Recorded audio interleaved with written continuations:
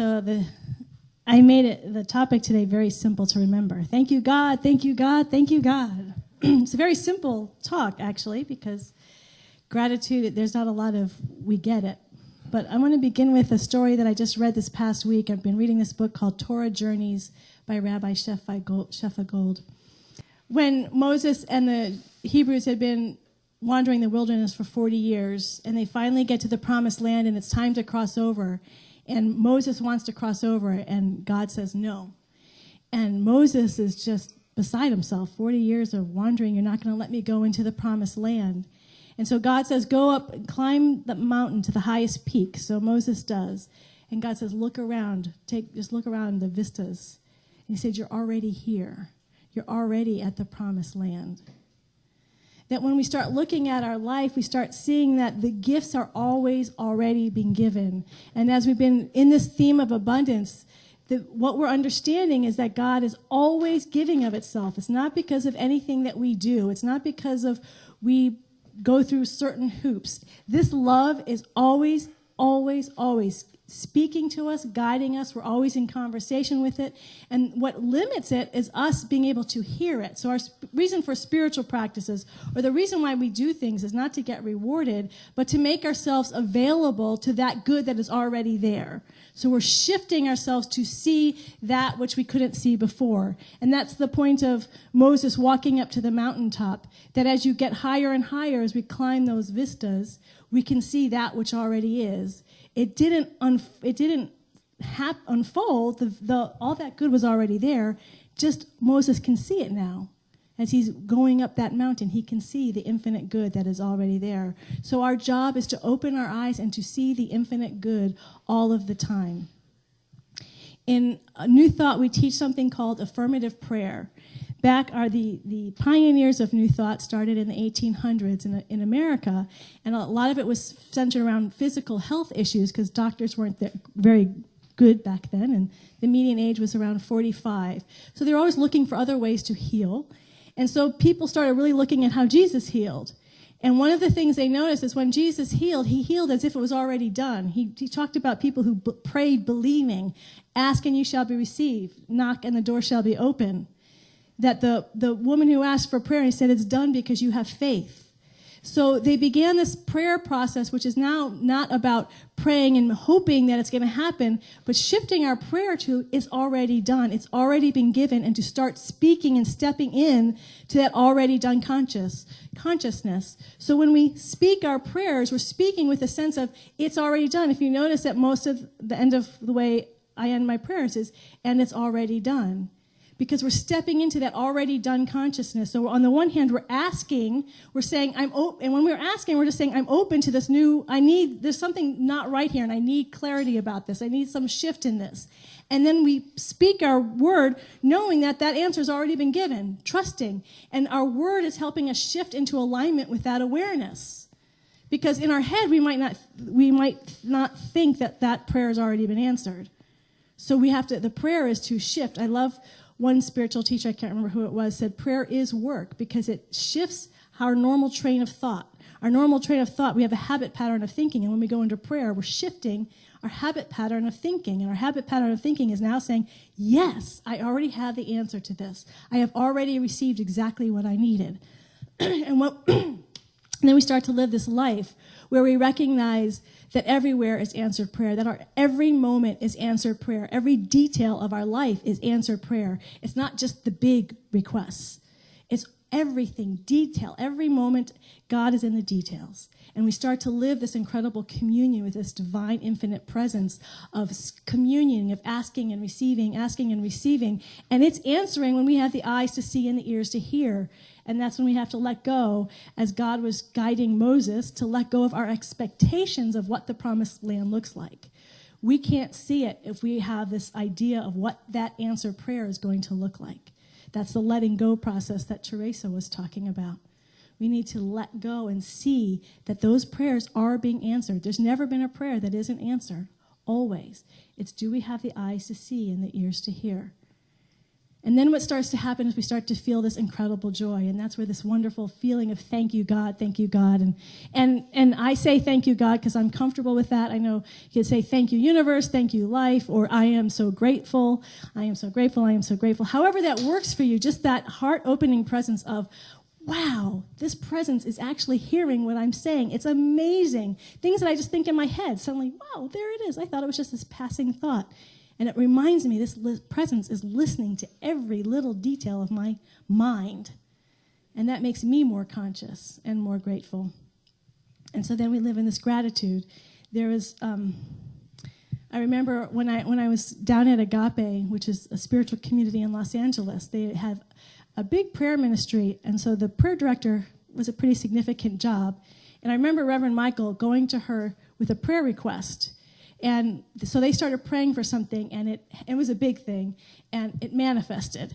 And she was so excited. And he looks at her and goes, I really wish my prayer director wasn't so excited when prayer works.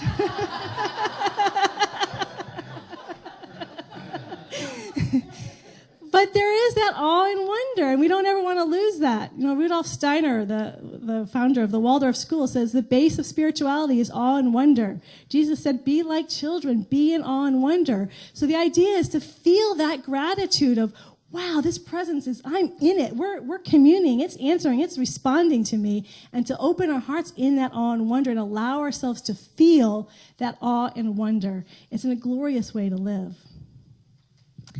And as we all know, life isn't always giving us what we want. Things aren't always showing up good the way we would like it to.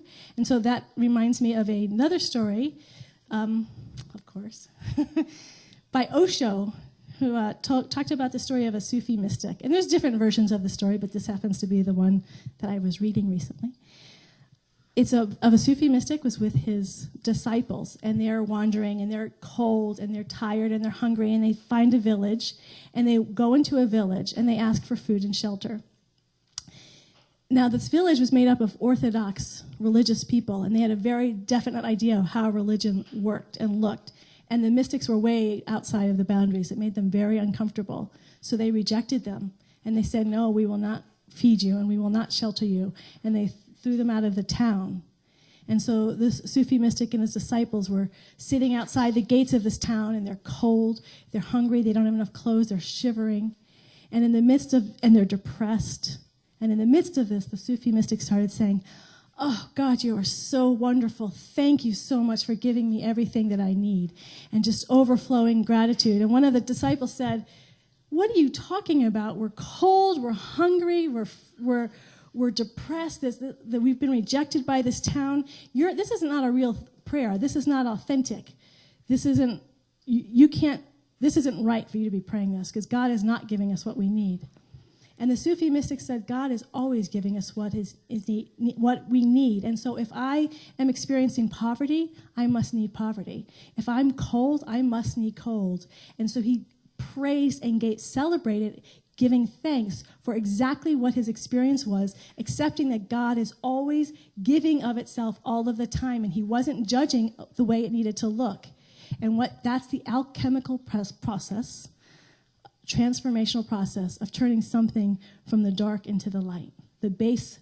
Alchemy is turning base metal into gold.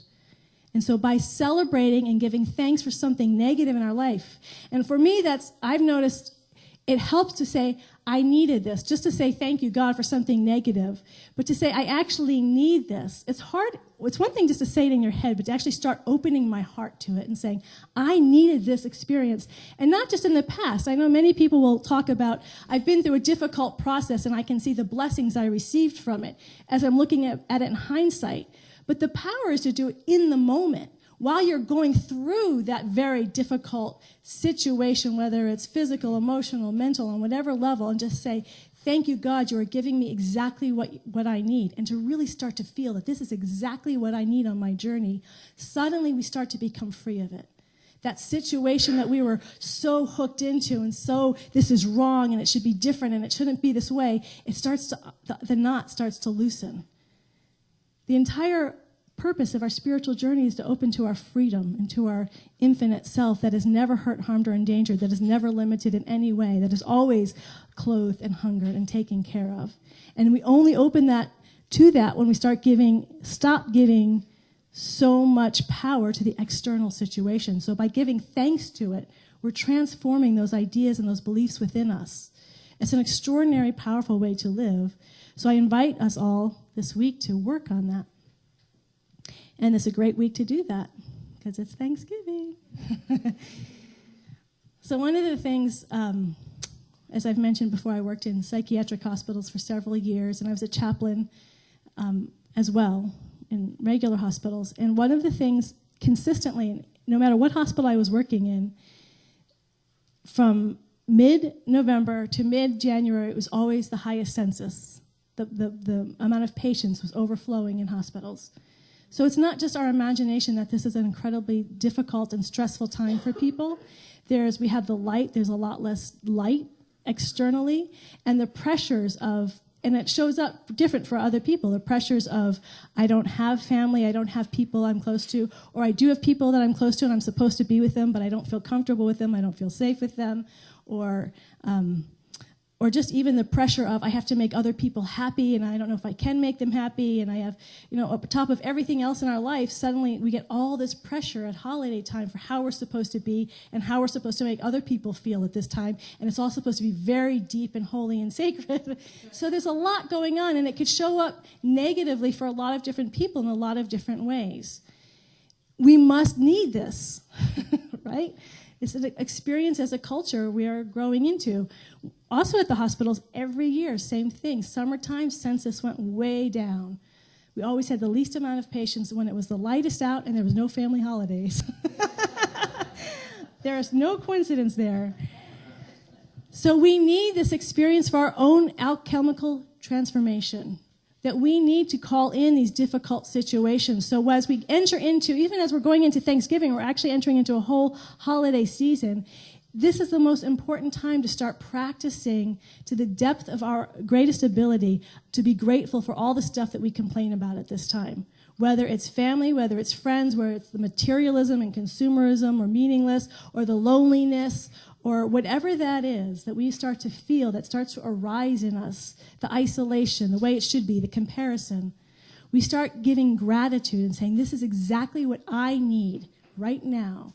This is exactly what I need. Thank you, God. Thank you, God. And we start to shift this incredible cultural, national, I only know it from America, I haven't experienced it in other countries, but this national need for this time of year to be really special. We start taking away the power of this season and really can own our own experience from a place of light and freedom. It doesn't have to look like anybody else. I don't have to follow all these rules. This is a cultural, religious energy that takes over, and I can be free of it. And I'd be free of it through this wonderful process called gratitude. So isn't it just miraculous that we begin the holiday season with gratitude? And we want to carry that gratitude. Thank you, Infinite Spirit. I am so grateful that the universe, that life is giving me exactly what I need right now. Thank you, and thank you. And from that place, I know we all are going to have the most amazing week ever. Yes. Right on. So I just want us to be able to have a moment of saying this out loud for a second. So I'm just going to ask us to do a quick process. And kids, you have to get off your, for 1 second, you have to do this too, okay? All right, thanks. So what we're going to do is I'm just going to ask you quickly to think of two things in your life today, November 24th, 2013, that you're really grateful that's in your life. And I want you to think of one thing in your life today, November 24th, that you're not that you're grateful, that you might consider negative. And I want you to think of being grateful for that. And just take a moment to be with that. So we're going to go positive, negative, positive. So it's sandwiched, right? So think of something in your life right now that you're grateful for, a positive thing that you're grateful for, and then think of a negative thing that you're willing to be grateful for, and then a positive thing that you're grateful for.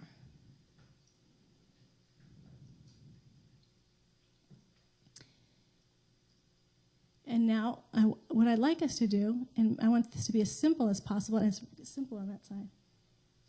It's all even. So if we all just pair up, just to the person next to you, and just, I want you you don't have to do anything other than share your positive, your negative, your positive, and then the person next to you will share the positive, negative, positive.